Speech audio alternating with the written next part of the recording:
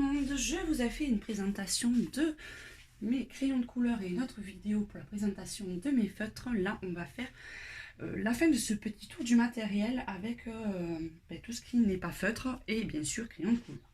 Donc pour commencer, le matériel que j'utilise assez souvent pour faire des fonds, c'est le bruchot. Alors le bruchot, ça se présente comme ça, c'est des petits pots de pigments en poudre. Donc il suffit de faire des petits trous sur le couvercle, les saupoudrer et après passer un peu d'eau dessus et vous avez des fonds super jolis. Le seul inconvénient, c'est que c'est extrêmement salissant et que ça a tendance à traverser le papier.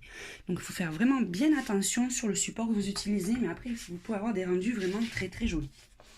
Après c'est pas donné non plus, je crois que c'était 28 € l'ensemble, donc c'est quand même un investissement, mais franchement je suis pas déçue de l'avoir fait parce que j'aime vraiment beaucoup les rendus qu'on peut avoir avec. Ensuite, il y a mes aquarelles en tube. Je m'en sers assez souvent. Je m'en servais pour faire mes tableaux avant. J'ai différentes marques. Elles se valent toutes. Franchement, j'ai du Franc-Bourgeois, de la Foire Fouille. J'ai un peu de tout. Ça peut faire assez sympa pour faire des fondus en aquarelle. Et ça s'utilise à peu près comme la palette, comme l'aquarelle mais sèche. Donc j'aime beaucoup le rendu. Et puis ma petite éponge pour faire des effets à la peinture. Ensuite, qu'est-ce que j'ai d'autre? Je vais prendre au fur et à mesure. Ensuite, il y a ça, je me sers aussi souvent, mon drawing gum, donc PBO. Et puis j'ai le petit en forme de stylo aussi pour faire les contours plus fins. Je l'ai découvert il n'y a pas longtemps et c'est vrai que pour faire les fonds avec le bruchot et le reste, c'est quand même juste assez sympa. Allez, on va prendre ce qu'il y a devant moi. Ensuite, pour les fonds aussi, j'ai ma palette. Bon, elle est un peu dans un état catastrophique. Ma palette de pastel sèche de la marque Comté. Ça, je m'en sers pour faire les fonds. Ça fait un moment que j'ai pas fait de fond au pastel, mais je vais m'y remettre.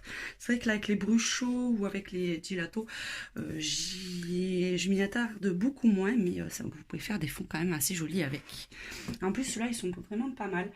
Mais à choisir, je préférais les Faber-Castell que j'avais au début, qui sont un peu plus pigmentés et un peu plus faciles à manipuler. Alors ensuite, je prends les boîtes au fur et à mesure, il n'y a pas d'ordre précis. Là, c'est ma boîte à paillettes. Comme vous savez, j'adore les paillettes. Donc j'ai différentes sortes. Donc j'ai les paillettes en tube comme ceci qui sont sèches que je mets avec ma petite colle. J'ai sous différents formats aussi, j'ai un tube comme ça, où j'ai ma colle pailletée directement et j'ai 3 modèles. Ils sont aussi bien les uns que les autres. Ceux-là, je les avais en cadeau et celui-ci vient de chez Action. Vous pouvez rajouter des petites touches de paillettes sur vos colos, c'est assez sympa, j'aime beaucoup. Moi, j'adore le rendu que ça peut avoir. Après, ça ressort pas souvent super bien à la caméra, mais ça ressort super bien quand vous avez le colo en face de vous. Alors, dans celle-là, on va commencer, c'est mes gelatos. J'adore. C'est une grande découverte et je les utilise régulièrement. Je les estompe pas les sans odeur. Donc vous avez, j'ai les métallisés et ensuite j'ai les couleurs on va dire standard. J'aime beaucoup, je mélange les deux. Enfin, j'aime beaucoup les métallisés parce que ça fait un petit reflet irisé à chaque fois sur les coloriages et ça fait vraiment super joli. Ensuite j'ai les néocolores, les 15. J'ai eu du mal à les maîtriser, on va dire. Au début, j'avais beaucoup de mal. Et finalement, maintenant, ça va mieux. Je m'en sers je les aquarelle avec l'eau. Et vous pouvez avoir des fonds super jolis. Et certains coloriages, vous pouvez les faire entièrement, en fait, avec les néocolores. C'est franchement assez sympa. Bon, là, vous voyez, c'est l'eau, je m'en sers pour faire mes feutres aquarellables. Ça va super bien pour mélanger les couleurs. Donc, voilà. Allez, on a presque fait le tour.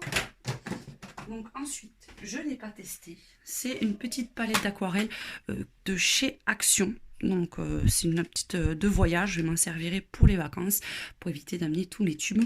Et donc je vous ferai un compte rendu une fois que je les aurai utilisés. Mais je la trouve très jolie cette petite palette. Et enfin, pour terminer, ma grosse boîte. Alors ça, ce sont mes tubes de peinture acrylique. Je me sers beaucoup pour faire les fonds aussi.